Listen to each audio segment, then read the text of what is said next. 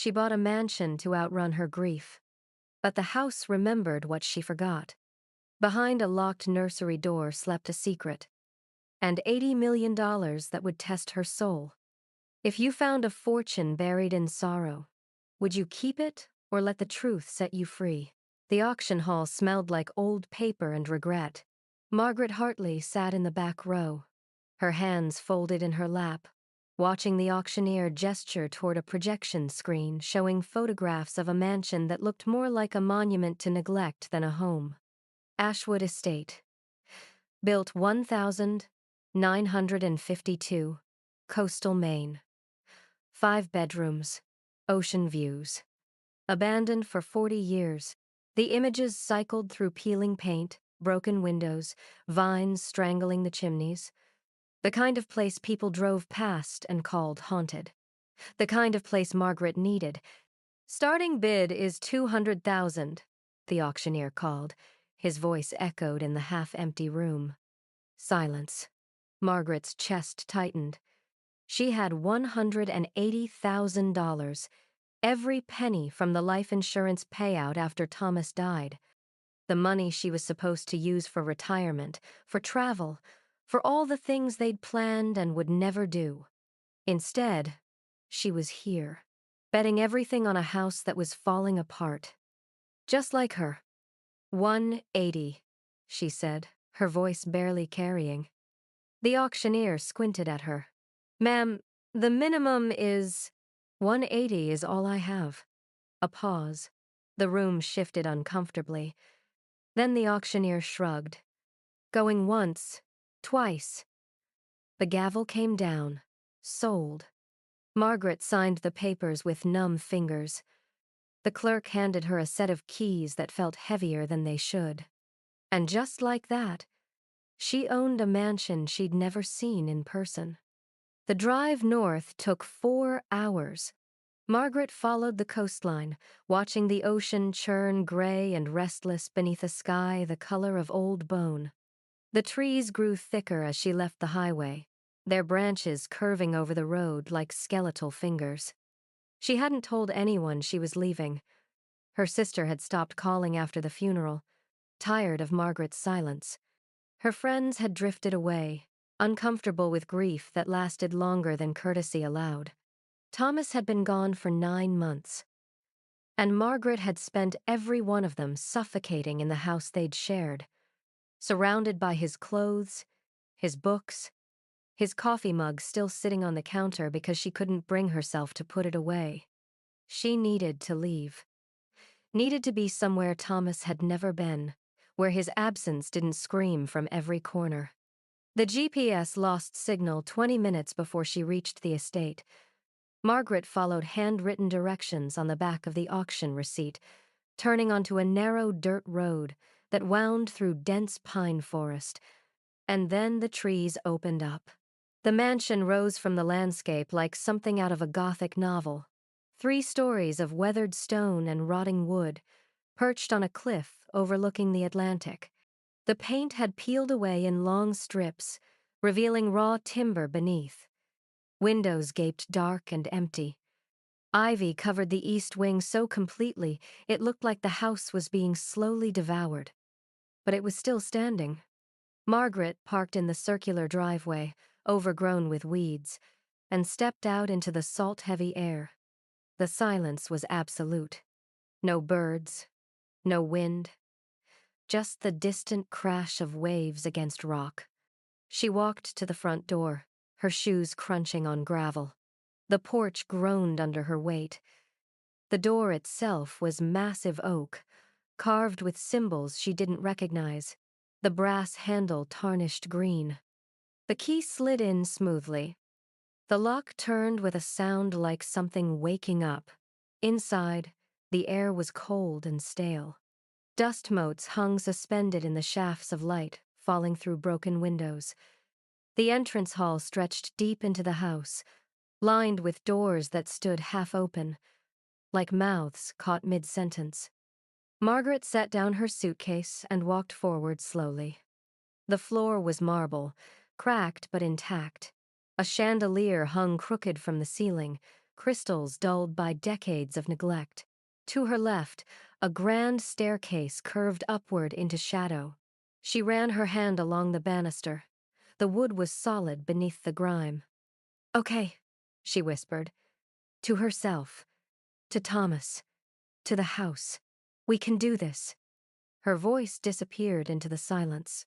She spent the first hour exploring the ground floor, a sitting room with furniture covered in sheets, a kitchen with a rusted stove, a library where books had swelled and rotted on their shelves. Every room felt like a held breath. By the time the sun began to set, Margaret had set up a makeshift bed in the sitting room, closest to the fireplace. She lit candles the electricity had been shut off years ago and ate a sandwich she'd packed, sitting on the floor with her back against the wall. The house settled around her. Creaks and groans, the language of old wood and stone. She pulled a photograph from her coat pocket. Thomas, grinning at the camera, his arm around her shoulders, taken 3 years ago at the harbor. "I don't know what I'm doing," she whispered to the image. But I couldn't stay there anymore. The candlelight flickered. Margaret tucked the photo away and stood. She needed to see the rest of the house before it got too dark. She took a candle and climbed the stairs. The second floor was colder. Margaret moved down the hallway, opening doors. Bedrooms, mostly empty. A bathroom with a clawfoot tub. Another sitting room, smaller, with a view of the ocean. And at the end of the hall, a door that was different. It had been painted over thick, deliberate coats of white that had cracked and yellowed with age. A chain was looped through the handle, padlocked from the outside, and mounted at eye level a small brass plaque. Emily's room, 1978. Margaret's pulse quickened. She knelt, bringing the candle close to the gap beneath the door. Cold air seeped out, carrying the faint scent of something old and forgotten. And there, just visible in the flickering light, a small white shoe, child-sized, lying on its side just inside the door. Margaret's hand trembled as she reached for the padlock. It was rusted shut, but tomorrow she'd find a way to open it. Because something in that room had been waiting, and Margaret had the terrible feeling it had been waiting for her. Margaret woke to the sound of gulls screaming over the cliffs. For a moment, she didn't know where she was. Then the cold seeped in the hard floor beneath her sleeping bag, the smell of salt and decay, the weight of emptiness pressing down from the floors above. Ashwood Estate. Her house now. She sat up slowly, her body stiff from sleeping on marble. Gray light filtered through the broken windows, painting everything in shades of ash. The locked door upstairs pulled at her thoughts like a splinter she couldn't ignore. Emily's room. Margaret made instant coffee on a camp stove and wrapped her hands around the tin cup for warmth. She thought about the child's shoe she'd seen through the gap beneath the door. White leather, small enough to fit in her palm. Why lock a child's room from the outside? Why leave it sealed for 40 years? She spent the morning exploring the house more thoroughly. In the kitchen, she found dishes still stacked in the sink, crusted with residue from a meal never finished. A calendar hung on the wall, its pages yellowed and brittle, frozen on July 1978. Someone had circled a date, July 15th. Beside it, in faded ink, Emily's birthday party. Margaret touched the page gently. It crumbled at the edges. Upstairs, the master bedroom was vast and cold. The bed was still made, though the linens had rotted to lace.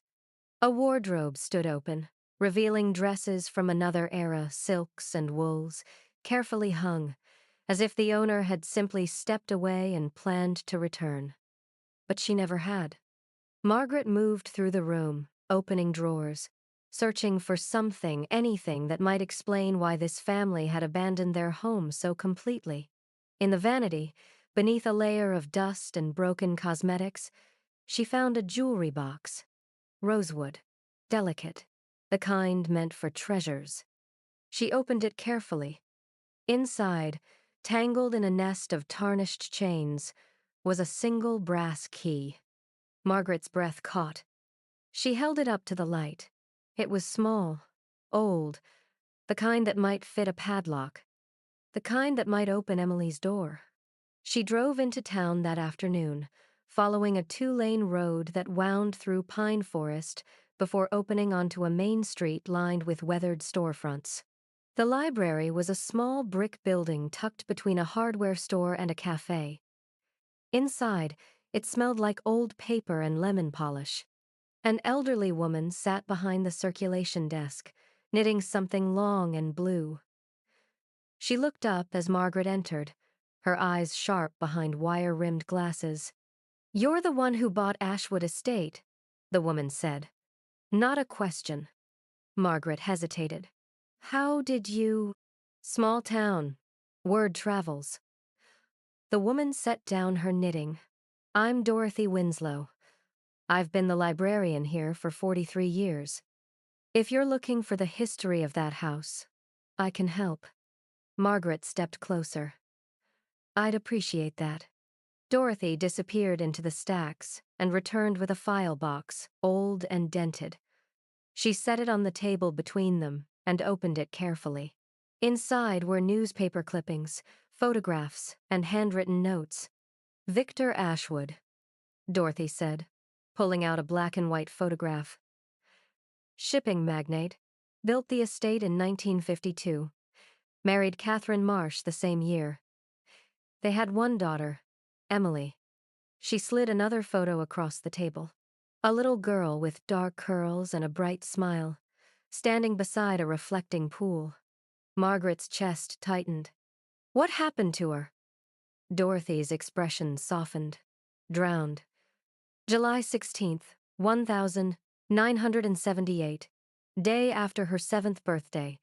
The reflecting pool behind the house, she wandered out there alone. By the time they found her, it was too late." Margaret stared at the photograph. The girl's eyes were wide and joyful, unaware of what was coming. "The family left immediately," Dorothy continued. "Victor, Catherine, their son just packed what they could carry and disappeared. The house was locked up. No one's been inside since. Until you—" "They had a son?" "David. He was 14 when it happened. I heard he lives somewhere down south now. Never came back." Margaret absorbed this slowly. A family shattered by tragedy. A house abandoned in grief. She understood that instinct. "Why would they lock Emily's room?" Margaret asked quietly. Dorothy looked at her for a long moment. "Grief does strange things to people. Maybe they couldn't bear to see it. Maybe they wanted to preserve it exactly as she left it." She paused. "Or maybe they were locking something in." Margaret returned to the mansion as the sun dipped toward the horizon. She climbed the stairs to the 2nd floor, the brass key heavy in her pocket. The hallway was darker now, the shadows deeper. She stood before Emily's door, her hand trembling as she reached for the padlock. The key slid in smoothly. The lock clicked open. Margaret unwound the chain and let it fall to the floor with a dull clang. She placed her hand on the doorknob. It was cold, colder than the air around it. And then she heard it. A sound from inside the room. Soft, deliberate. The creak of weight shifting on old floorboards. Margaret froze. The house was empty. She knew it was empty. But something in that room had just moved. She turned the handle slowly. The door swung open, and the smell hit her first lavender and dust, preserved like a memory. The room was frozen in time. A small bed with a patchwork quilt, toys on shelves, drawings pinned to the walls in careful rows. And in the corner, behind a child-sized rocking chair, a shape covered by a canvas tarp. Margaret stepped inside, her pulse pounding. She crossed the room slowly, her footsteps muffled by the old carpet. She reached for the tarp and pulled it away. Beneath it sat a safe, heavy, iron. old-fashioned, with a combination lock. And carved into the wall above it, barely visible in the dim light, were words scratched into the plaster. "Forgive me. This was never meant to be hers." Margaret's hands shook as she knelt before the safe. She didn't know what was inside, but she had the terrible feeling that whatever it was, it had been waiting for her all along. Margaret couldn't sleep that night. She lay in her sleeping bag, staring at the ceiling, thinking about the safe, about the message scratched above it. "Forgive me. This was never meant to be hers." What did Victor Ashwood hide in his daughter's room? And why did it feel like the house itself was holding its breath, waiting for her to find out? She returned to Emily's room at dawn. The door stood open now, no longer sealed. Pale light filtered through the window, painting the preserved space in shades of gray and gold. Margaret moved slowly, taking in the details she'd missed the night before. The bed was small, neatly made, the quilt embroidered with butterflies. A shelf held a collection of porcelain dolls, their glass eyes following her movements. Drawings covered one-wall crayon sketches of the ocean, the mansion, a family of 3 holding hands. Emily had been an artist. Margaret's throat tightened. She crossed to the safe and knelt before it, running her fingers over the iron surface. It was old, heavy, the kind built to withstand fire and time. The combination lock was rusted but intact. She tried the obvious combinations first. Emily's birthday, the 12th of March, 2071. Nothing. The year the house was built, 1952. Nothing. The year Emily died, 1978. Nothing. Margaret sat back, frustrated. She looked around the room again, searching for clues. That's when she noticed the bookshelf. It stood against the far wall, filled with children's books, worn spines, faded covers. But something about it felt wrong. Margaret stood and walked over, running her hand along the edge. The shelf didn't sit flush with the wall. There was a gap, barely visible, but there. She knocked on the wall behind the shelf. Hollow. Her pulse quickened. Margaret gripped the shelf and pulled. It was heavier than it looked, but it moved, sliding forward on hidden wheels, revealing a panel behind it. The panel was seamless, painted to match the wall, but there, at eye level, was a small brass latch. Margaret pressed it. The panel swung inward. Behind it was a narrow closet, no more than 3 feet deep. And inside the closet, mounted to the back wall, was another compartment, a hidden alcove built into the structure of the house itself. The safe sat inside, tucked away where no one would ever think to look, unless they knew it was there. Margaret stared at it, her mind racing. Victor Ashwood had hidden this, deliberately, professionally. Not from strangers, from his own family. She spent the next 2 days searching the house for answers. In Victor's study on the first floor, she found filing cabinets filled with business records, shipping manifests, contracts, invoices from decades past. Most of it was mundane, but buried at the bottom of one drawer, she found a folder marked Private. Inside were letters, correspondence between Victor and a man named Richard Caldwell, dated between 1975 and 1978. Margaret read them carefully, piecing together fragments of a story. Victor had been involved in international shipping, luxury goods, antiques, high-value cargo. But the letters hinted at something else. Transactions that weren't recorded. Shipments that never appeared on manifests. One letter, dated March 1977, made Margaret's stomach turn. Victor, the arrangement is secure. The nursery insurance remains our best guarantee. No one will look there. Continue as planned. R.C. The nursery insurance. No cobwebs. No dust-covered boxes or forgotten junk. Just an empty wooden floor, swept clean. And in the center, directly beneath the window, sat a large leather travel trunk. It was old, the kind with brass corners and heavy buckles, the leather darkened with age but well cared for. The kind of trunk someone would take on a long journey and never want to lose. Claire's breath caught. She moved toward it slowly, her footsteps creaking on the old boards. The trunk was locked with a combination padlock, 4 brass dials worn smooth from use, and resting on top of the trunk, held down by a small stone, was a folded piece of paper. Claire's heart pounded as she picked it up. The handwriting was unmistakably Robert's neat, careful, the way he signed birthday cards and grocery lists. It said simply, "For Claire, when you're ready." She sank to her knees, the note trembling in her hands. Robert had been up here. Not once, but many times. Judging by how clean everything was, he'd kept this space, preserved it, hidden it from her for 40 years. And he'd left something for her to find. Claire stared at the trunk, her mind spinning. What could be inside? What had her husband, the man she'd shared a life with, a bed with, 1,000 ordinary mornings with, kept locked away all this time? Part of her wanted to climb back down, to leave it sealed, to let the past stay buried. But another part of her, the part that had spent 6 months asking questions no one could answer, needed to know. She reached for the lock, her fingers hovering over the dials.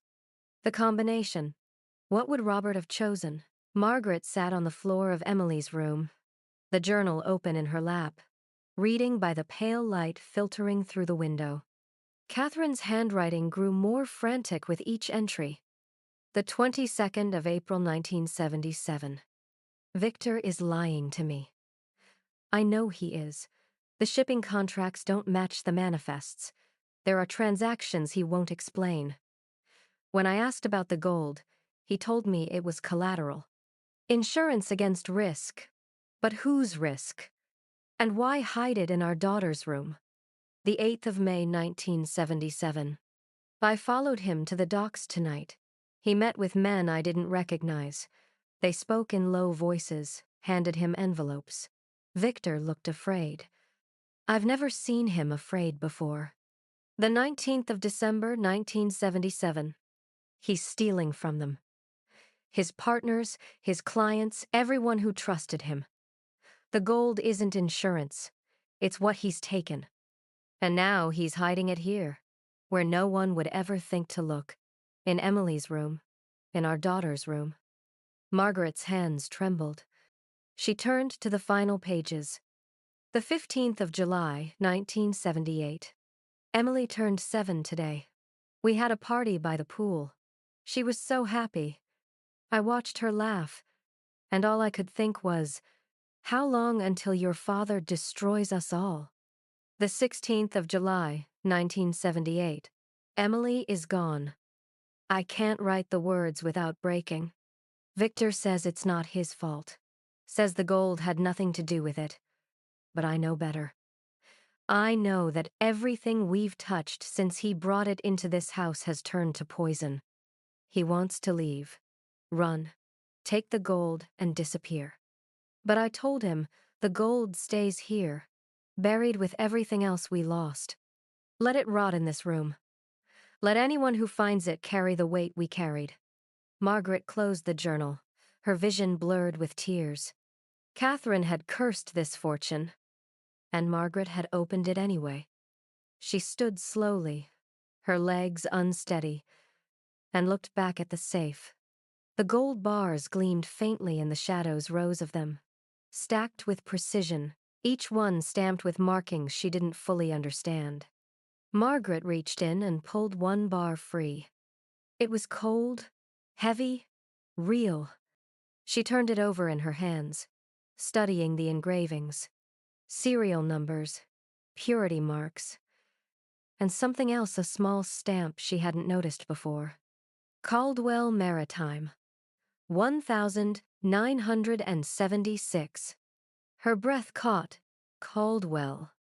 The name from Victor's letters. This wasn't just stolen gold.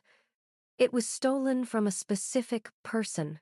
A business partner who'd trusted Victor Ashwood and been betrayed. Margaret set the bar down carefully and reached deeper into the safe. There, beneath the gold, were documents.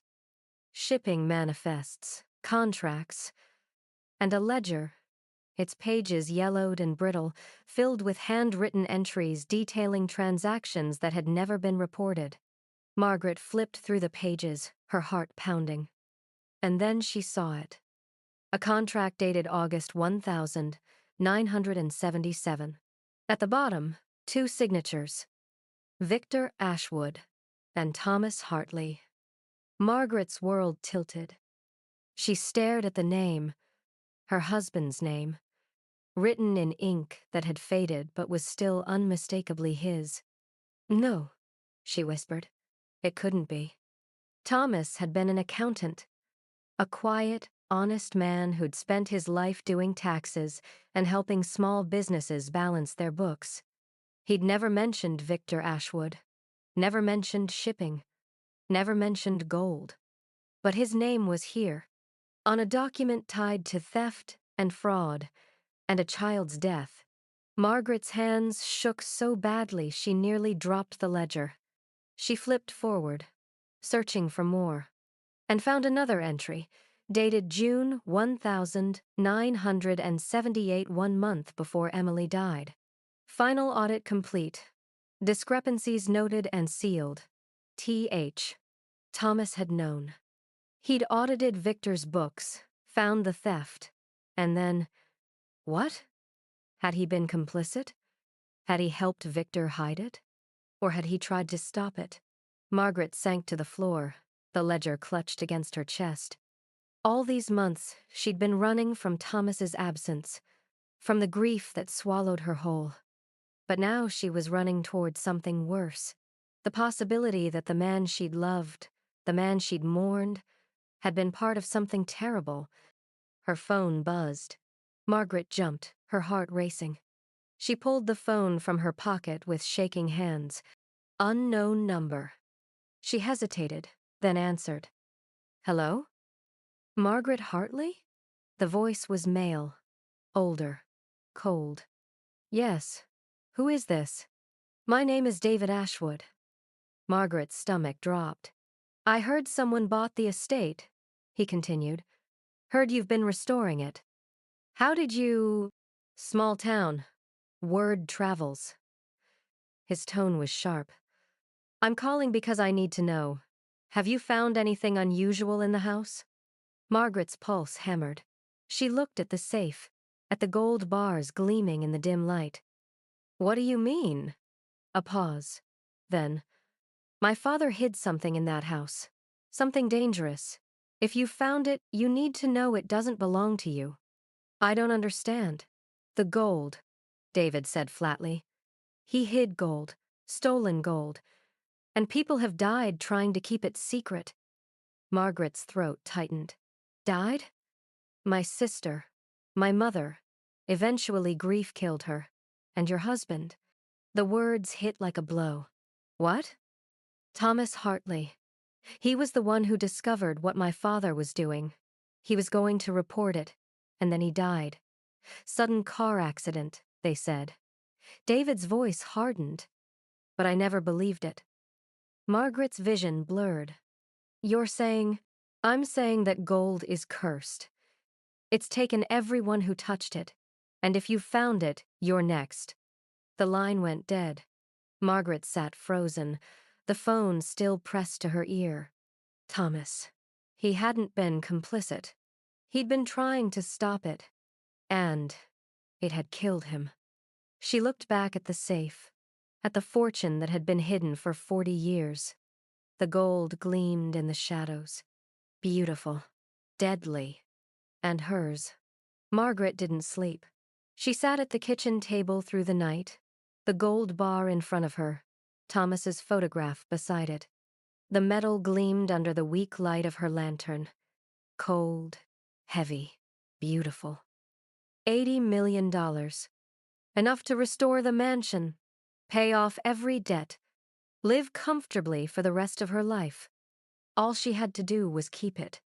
But every time she looked at the gold, she saw Thomas's signature on that contract, saw the date, 1 month before he died. He was going to report it. And someone had stopped him. Margaret's hands trembled as she picked up the bar. It was so heavy it hurt to hold. She thought about what David Ashwood had said. People have died trying to keep it secret. She set the bar down with a dull thud. The sound echoed through the empty house. Margaret met David at a cafe in town the next morning. He was waiting for her in a corner booth, his hands wrapped around a coffee cup. Late 40s, graying at the temples, with the kind of weariness that came from carrying too much for too long. He looked up as she approached. Margaret Hartley. She nodded and slid into the seat across from him. For a moment, neither spoke. Then David said, "You found it."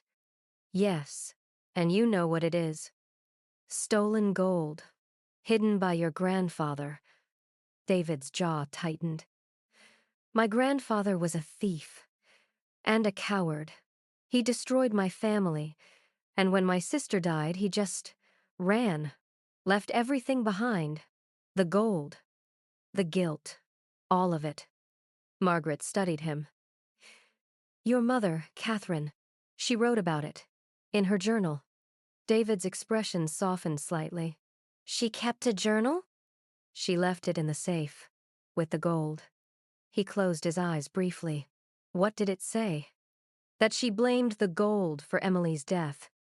That she told your grandfather to leave it there, to let it rot. David was quiet for a long moment. "Then, my mother never recovered. She left my father when I was 16. Took me with her. We never spoke about what happened. She died 5 years ago, still carrying it." Margaret's throat tightened. "I'm sorry." "Don't be."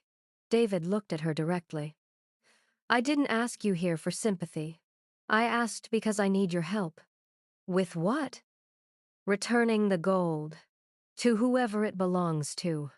Or at least, making it right." Margaret's pulse quickened. "You don't want it?" "Want it?" David's laugh was bitter. "That gold killed my sister, destroyed my family. I don't want it anywhere near me. But I've spent years trying to figure out where it came from, who my grandfather stole it from. And I've hit dead ends everywhere." He leaned forward. "But now you have access to the house. To the documents. You can help me trace it. Make restitution." Margaret looked down at her hands. "What if I kept it?" David didn't flinch. "Then you'd be no different than he was." The words hit like a slap. Margaret's vision blurred. She thought about Thomas. About the kind of man he'd been. Honest. Principled. The kind who'd report fraud even when it put him at risk. The kind who'd died because of it. "My husband tried to stop your grandfather," she said quietly. David nodded. "I know. I looked into his death after I found out he'd audited my grandfather's books. The accident report said brake failure, but the car had been serviced 2 days before. It didn't make sense." "You think someone—" "I think my grandfather had connections. People who didn't want the truth coming out." David's voice hardened. "Your husband was a good man, Margaret. He tried to do the right thing. And it cost him everything." Margaret's hands clenched into fists. She thought about the gold sitting in Emily's room. About the weight of it. The way it seemed to pull at her, whispering promises of security and comfort. But it wasn't hers. It had never been hers. "I'll help you," she said. David exhaled slowly. "Thank you." Margaret returned to the mansion in the late afternoon. The house felt different, heavier. She climbed the stairs to the second floor, her footsteps echoing in the silence. When she reached Emily's room, she stopped. The door was open. She'd closed it when she left. Margaret's pulse hammered. She stepped inside slowly.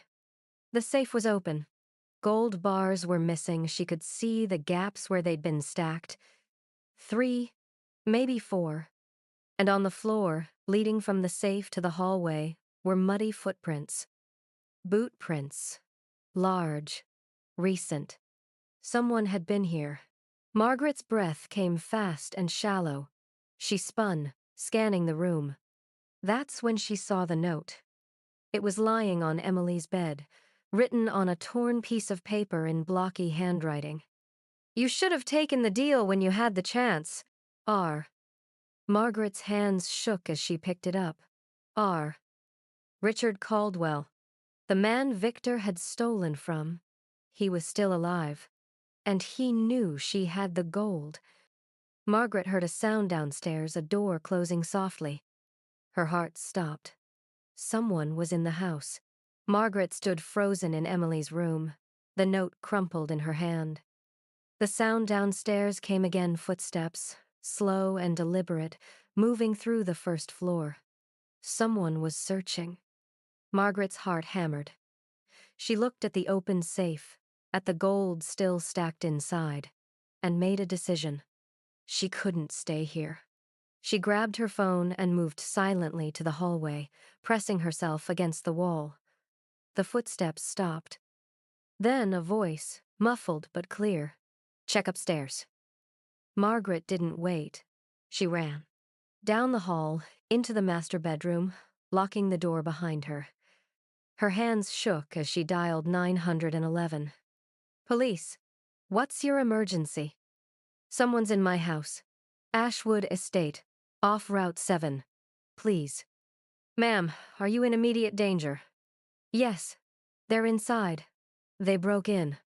"Stay on the line. Officers are on the way." Margaret crouched behind the bed, her breath ragged, listening. The footsteps climbed the stairs. The police arrived 20 minutes later. By then, whoever had been inside was gone. The officers searched the house, found the muddy boot prints, the open safe. But there was no forced entry. No broken windows. No signs of violence. One of the officers, a young man with tired eyes, looked at Margaret skeptically. "Ma'am, you said someone stole gold from your house?" Margaret hesitated. "Yes, from a safe, in the nursery." "And how much gold are we talking about?" She couldn't say it, couldn't explain. "Several bars. Valuable." The officer exchanged a glance with his partner. "Do you have proof of ownership? Documentation?" Margaret's stomach sank. "No." "Then how do you know it was stolen and not just moved?" "Because I didn't move it." The officer sighed. "Look, we'll file a report, but without evidence of forced entry or proof that the gold was yours to begin with, there's not much we can do." After they left, Margaret sat on the porch steps, her head in her hands. She couldn't prove anything, and the gold was disappearing. She called David. He answered on the second ring. "Margaret? What happened?" "Someone broke in, took some of the gold, left a note signed R." A pause. Then, "Richard Caldwell. Who is he?" "My grandfather's business partner, the one he stole from." David's voice was grim. "He's in his 80s now, but he never stopped looking. Never stopped believing Victor hid the gold somewhere. He knows I have it." "Then you're in danger. Caldwell's not a good man, Margaret.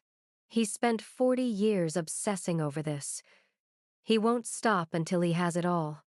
Margaret closed her eyes. "What do I do?" "Get out of that house. Now. I'll come to you." David arrived the next morning with a private investigator, a woman named Elena Ramos, sharp-eyed and no-nonsense. They sat in the mansion's kitchen, the remaining gold bars spread across the table like evidence at a crime scene. Elena examined them carefully. "These are stamped with Caldwell Maritime. 1,976. If we can prove Victor Ashwood embezzled these from Caldwell's company, we have a case for restitution. But we'd have to turn them over, Margaret said quietly. Yes. Margaret looked at the gold, at the fortune that could have saved her. What about my husband, Thomas Hartley? He audited Victor's books, found the theft, and then he died. Elena's expression softened. You think it was connected? David does, and so do I. Elena made notes. If we can prove that, it changes everything. It's not just embezzlement, it's conspiracy, maybe even murder. Margaret's throat tightened. How do we prove it? We find his files, his notes, anything he left behind. Margaret searched the house that afternoon, looking for anything Thomas might have hidden. She'd been through their old home after he died, packed up his office, donated his books, but she'd never found anything unusual. Now she wondered if she'd missed something. In the mansion's library, tucked behind a row of rotting books, she found a loose panel in the wall. Behind it was a metal box. Margaret's hands trembled as she opened it. Inside were Thomas's files, audit reports, notes, and a letter, dated the 20th of June, 1978, 1 week before he died. Margaret unfolded it with shaking hands. To whom it may concern, my name is Thomas Hartley, and I am writing this as a record of what I've discovered. Victor Ashwood has been embezzling from Caldwell Maritime for at least 3 years. The total value of stolen assets exceeds $80 million. I have documented evidence, which I am prepared to submit to federal authorities. I am writing this because I believe my life may be in danger. Victor has threatened me, told me to stay silent, but I cannot. If something happens to me, let this letter serve as proof that I tried to do the right thing. Thomas Hartley. Margaret's vision blurred. He'd known. He'd tried to stop it. And they'd killed him for it. If you've been following her story this far, don't forget to like this video and subscribe, because what happens next will show you that even in darkness, honesty is the light that leads us home. That night, Margaret couldn't sleep. She sat in Emily's room, the journal in her lap, reading Catherine's final entries again. Emily's death wasn't an accident. I was distracted, angry.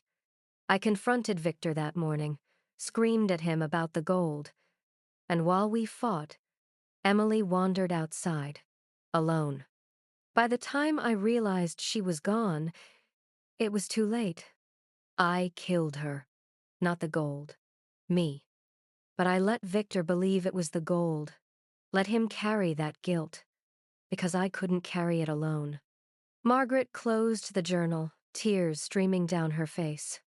Catherine had spent her life believing she'd failed her daughter, just like Margaret had spent months believing she'd failed Thomas. But Thomas hadn't needed saving. He'd been trying to save everyone else, and it had cost him everything. Margaret stood slowly. She looked at the gold, still stacked in the safe, and she knew what she had to do. The next morning, Margaret called the FBI. She explained everything: the gold, Victor's theft, Thomas's letter, Catherine's journal. The agent on the other end listened carefully. We'll send someone. Don't touch anything. Don't let anyone else near it. How long? 2 hours.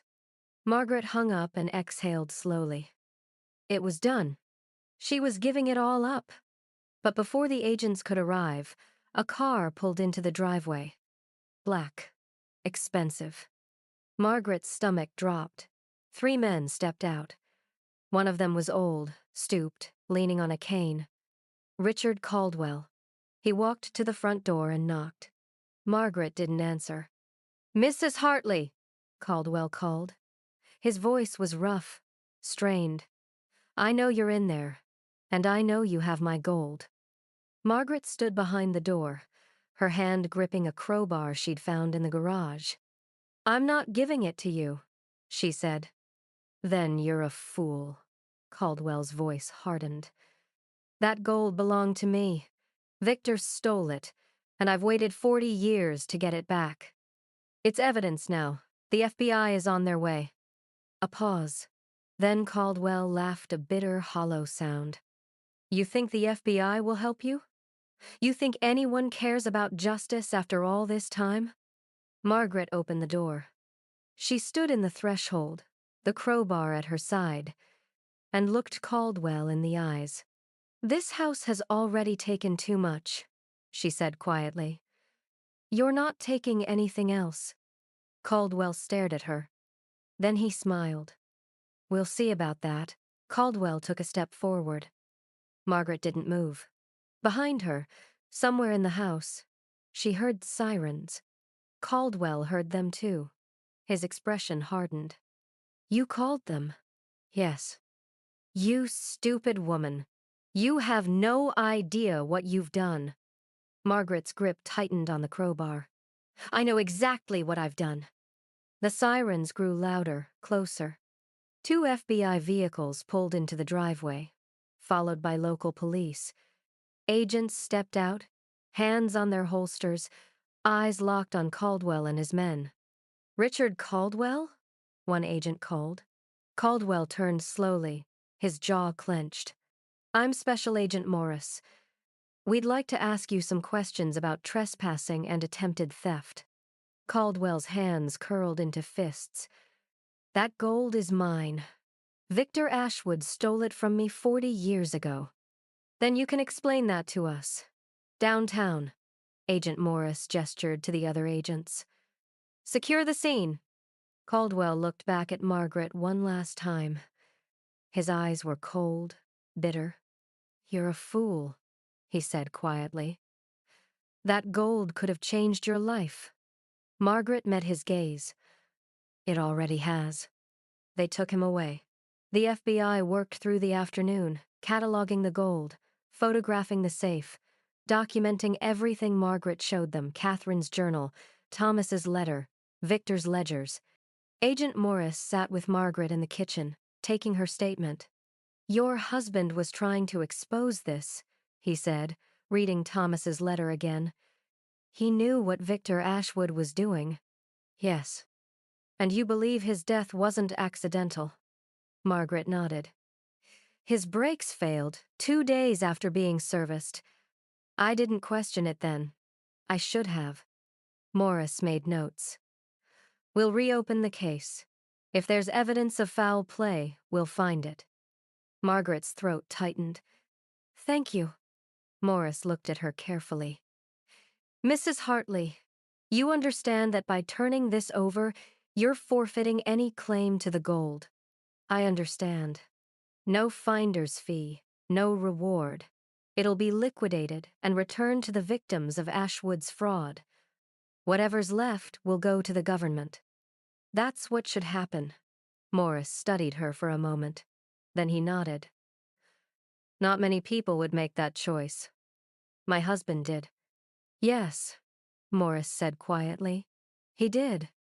By evening, the FBI was gone. The gold, the documents, the journal, all of it taken as evidence. The safe stood empty, its door hanging open like a mouth that had finally exhaled. Margaret stood in Emily's room, staring at the hollow space where the fortune had been. She felt lighter. Not happy, not relieved. Just lighter. As if a weight she hadn't known she was carrying had been lifted. She walked to the window and looked out at the overgrown grounds. The light was fading, painting everything in shades of amber and gray. That's when she noticed it. Beneath the peeling wallpaper near the window frame, something was carved into the wood. Margaret peeled the paper back carefully. Letters. Small, careful. Emily's garden. Forever loved. Margaret's breath caught. She looked out the window again, toward the reflecting pool. It was barely visible beneath the weeds and vines, but she could see the outline now, a rectangular shape, stone-edged, filled with overgrowth. And beyond it, barely visible, the remnants of what had once been a garden. Margaret left the room and walked outside. The air was cool, heavy with salt and the scent of earth. Margaret made her way through the tall grass to the reflecting pool. It was smaller than she'd imagined, shallow, filled with stagnant water and moss. But around it, half buried beneath years of neglect, were the remains of a garden. Stone borders, the stumps of rose bushes, a small wooden sign, rotted and fallen, with faint letters still visible. Emily's garden. Margaret knelt beside it, her hands trembling. This was where Emily had died. And this was where Catherine had tried to preserve her memory. Not with gold, not with secrets, with flowers. Margaret pulled the weeds away gently, revealing the stone borders, the shape of the beds. She could see it now, what it had been, what it could be again. And she understood. The real treasure wasn't in the safe. It was here, in the chance to honor a child's memory, to give the Ashwood family the closure they'd never had, to finish what Catherine couldn't. Margaret stood slowly, looking at the garden. Then she looked back at the mansion, at the house that had held so much pain and so many secrets. And for the first time since Thomas died, she didn't feel hollow. She felt purpose. That night, Margaret sat on the porch steps, wrapped in a blanket, watching the stars emerge over the ocean. Her phone buzzed. A text from David Ashwood. Agent Morris called. Said you gave them everything. Thank you. For my sister. For my family. Thank you. Margaret smiled faintly and typed back. It was the right thing to do. She set the phone down and looked at the photograph of Thomas she'd brought outside with her. You tried to stop it, she whispered, and I finished it. The wind moved through the trees, carrying the scent of salt and pine. And in that moment, Margaret could almost hear his voice. You did the right thing. She closed her eyes, tears slipping down her cheeks. Not from grief, from peace. 6 months later, the mansion looked like it had taken a breath and remembered how to live. Margaret stood on the front porch, watching cars pull into the circular driveway. The paint was fresh, the windows repaired, the vines trimmed back to reveal the elegant bones of the architecture beneath. Ashwood Estate had been transformed, but not into what it was, into what it was meant to become. Inside, the rooms hummed with quiet activity. The ground floor had been converted into a community center meeting spaces, a small library, a room where local artists displayed their work. The second floor housed a museum dedicated to the Ashwood family's story, told with honesty and compassion. And in Emily's room, now a memorial space, Catherine's journal sat under glass, opened to the final entry. Let anyone who finds it carry the weight we carried. Beside it, a photograph of Emily, smiling in her garden. Margaret had funded the restoration with her savings and a grant from a historical preservation society. It wasn't much, but it was enough. She didn't need a fortune. She needed purpose. And she'd found it. David Ashwood arrived just before noon. He'd aged since Margaret last saw him, but his eyes were clearer now, less burdened. They walked through the mansion together, stopping in each room. When they reached Emily's memorial, David stood quietly, reading the inscription on the wall. Emily Catherine Ashwood, 1,971 1,978, forever loved. My mother would have wanted this, he said softly. Something beautiful, something that honored her.